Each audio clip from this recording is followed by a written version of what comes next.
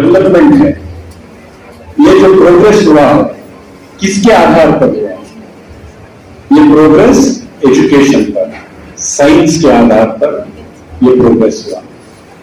अगर इंसान समझता नहीं, साइंटिफिकली इसको अपने गिरफ्त में नहीं लेता, तो यहां तक प्रोग्रेस नहीं होती। पहले किसी के अंदर, किसी के जिस्म के अंदर कोई परेशानी है तो मालूम करने का कोई जरिया नहीं था। उसको अगर मालूम करना है तो पूरा चीर फाड़ कर देखना पड़ता था। अगर कोई ऑपरेशन करना तो कंप्लीट फाड़ कर उसको ऑपरेशन करते थे। आज एक छोटा सा रोबोट जिस्म के अंदर जाकर करेक्ट उसी जगह पर ऑपरेशन करके बाहर आ जाता है। तो दुनिया बहुत तरक्की कर चुकी है। आज हर एक के हाथ में सेलफोन है और सेलफोन में पूरी दुनिया का नॉलेज आपको बटन दबाते ही आपके सामने आ जाता है। तो आज आने वाले दिनों में वो कौम तरक्की करेगी, वो लोग तरक्की करेंगे, वो जमात तरक्की करेगी जो तालीम हासिल करे, साइंटिफिक एडवांसमेंट में जिसका हिस्सा, वही कौम पूरी दुनिया पर राज करेगी। आज हम सबसे पिछड़े क्यों हैं, सबसे परेशान क्यों हैं, हमें नीची निगाहों से क्यों लोग देखते हैं, हमारी आज पूरी दुनिया में, समाज में इज्जत नहीं रही, ऐसी बात क्यों है?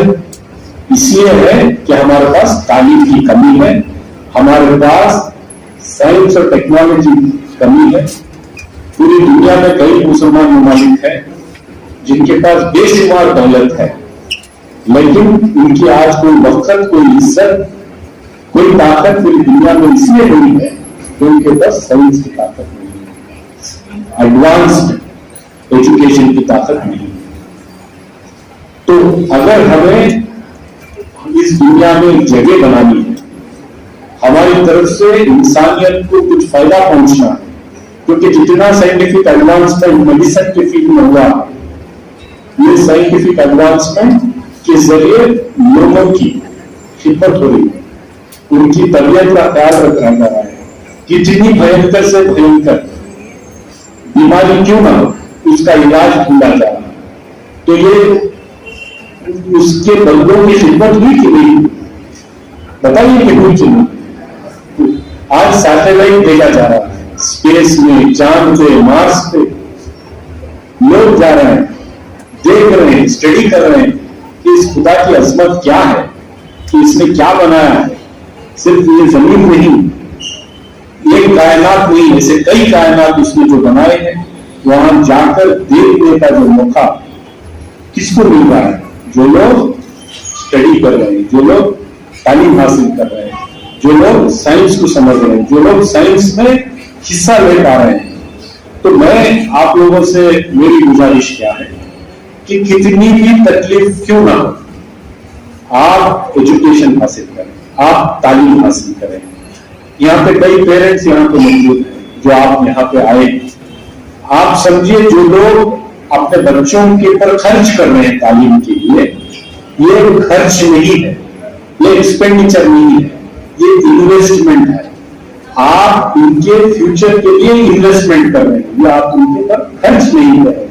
खर्च किसी चीजों पर हो सकता है, किस पर खर्च फिजूल भी हो सकता है, लेकिन बच्चे अगर तालीम याफ्ता हो जाए, इनके अंदर जो टैलेंट है, इनके अंदर जो सलाहियत है, जिनके अंदर जो समझदारी है, अगर उनको एजुकेशन का सहारा मिल जाए, वो मोटर मिल जाए, तो ये बच्चे बहुत आगे तक जा सकते हैं। और इन्हीं के अंदर अगला अब्दुल कलाम पैदा हो सकता है, इन्हीं के अंदर कोई मेरे जैसा एक नुमाइंदा खड़ा होकर के, एक एमएलए, एमपी या मिनिस्टर खड़ा होकर के आपके सामने बात कर सकता है। इन्हीं के अंदर आने वाले साइंटिस्ट होंगे, इन्हीं के अंदर दुनिया पता करने की जो सलाहियत है इन्हीं में है।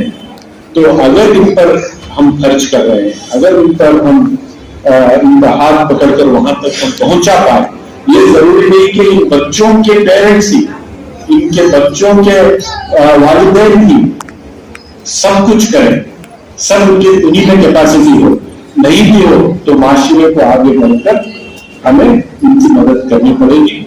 जितना हम हमारे मजहबी कामों पर खर्च करते हैं, उतना पैसा अगर हमारे बच्चों की तालीम पर हमने आगे लगा दिया तो मैं समझता हूं आने वाले 25 सालों में जो हम पर आज बीत रही वो हालात नहीं रहेंगे। एक छोटा सा इजराइल फलस्तीन को तबाह कर रहा है, 60 मुल्क हमारे हैं, उसको कुछ नहीं कर सकते। किस लिए क्यों नहीं कर सकते?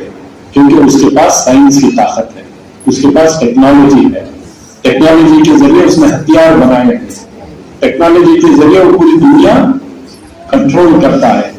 तो ये जो है तालीम के जरिए उसने हासिल किया। हमारे लोगों ने उस दौलत को बेजरूरत फिजूल इस्तेमाल किया तालीम और तरबियत के लिए। अच्छे यूनिवर्सिटीज, अच्छे रसदगाह, अच्छे लेबोरेटरीज बनाने के लिए उन्होंने जोर नहीं दिया। उनके बच्चों को, उनकी पीढ़ियों को तालीम में नहीं झोंका।